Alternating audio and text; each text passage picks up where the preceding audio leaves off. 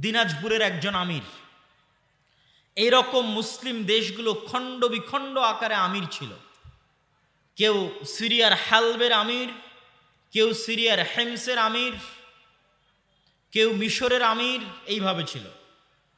ওই সময় সেলজুকদের হাতে জামেআতুল আজহার, আজহার বিশ্ববিদ্যালয়ের আলোকে বাগদাদে একটি মাদ্রাসা তৈরি হয়েছিল, তার নাম মাদ্রাসা নিজামিয়া।